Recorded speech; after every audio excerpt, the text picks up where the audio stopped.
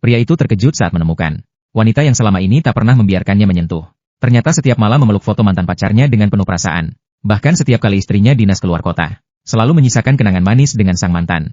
Dalam 5 tahun, total ada 99 kali perjalanan dinas, dan 99 foto mesra yang tersimpan, melambangkan 99 kali pengkhianatan. Saat itu pria akhirnya sadar, dirinya tak pernah bisa menandingi posisi mantan di hati wanita. Ia pun benar-benar patah hati. Segera memutuskan untuk kembali ke keluarga dan menerima perjodohan. Setelah itu ia membawa 2 mayat silikon yang mirip dirinya dan anak perempuannya, menyiramkan bensin ke seluruh ruangan, lalu membakar semuanya demi menciptakan adegan kematian palsu.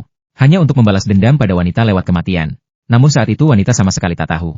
Ia masih bermesraan dengan mantannya. Baru saat pulang ke rumah, ia melihat rumahnya terbakar hebat. Petugas pemadam membawa 2 mayat keluar. Melihatnya, wanita langsung terdiam tak percaya. Lalu petugas menyerahkan padanya selembar laporan medis yang belum terbakar. Barulah saat itu ia percaya semua ucapan pria tersebut. Sementara sang mantan, begitu yakin pria dan anak itu telah mati, langsung tersenyum penuh kemenangan. Bahkan berpura-pura menghibur wanita. Namun hati wanita kini dipenuhi amarah. Ia pun menampar mantannya sekuat tenaga. Saat pria itu berusaha membela diri, petugas menyerahkan 1 ponsel pada wanita. Saat dibuka, ia melihat pemandangan yang membuat hatinya hancur. Ternyata dulu saat ia hampir diperkosa preman, adalah rencana jahat mantannya. Karena merasa wanita terlalu miskin, ia ingin mempermalukannya lalu mencampakkannya. Barulah wanita sadar, selama ini ia hanya dimanfaatkan oleh pria itu, dan terus menyakiti suaminya dan anaknya sendiri. Harta terakhir yang ditinggalkan sang suami adalah surat cerai. Saat itulah wanita benar-benar menyesal. Ia sadar, dirinya bukan istri yang baik, juga bukan ibu yang baik, tapi semua sudah terlambat. Beberapa hari sebelumnya, saat putrinya demam tinggi di rumah sakit, ia malah menyewa seluruh hotel untuk merayakan ulang tahun mantannya. Sang suami menelpon berkali-kali memohon agar ia datang menjenguk anak. Namun wanita justru mematikan panggilan.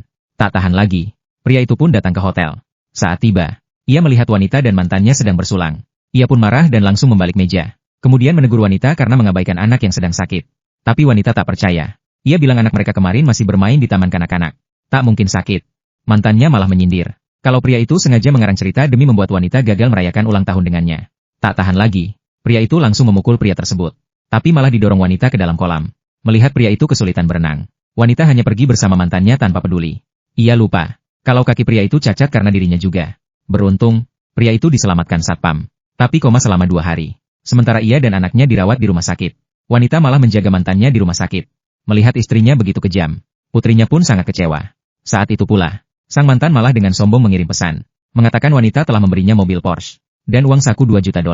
Pria itu langsung memanggil pengacara, melaporkan mantan atas tuduhan pemerasan. Namun ini justru membuat wanita semakin marah. Saat pulang, ia langsung bertengkar hebat dengan pria tersebut. Bahkan melempar bunga ke arahnya. Lupa kalau anak mereka alergi serbuk sari. Namun saat ia menerima pesan dari mantannya, wanita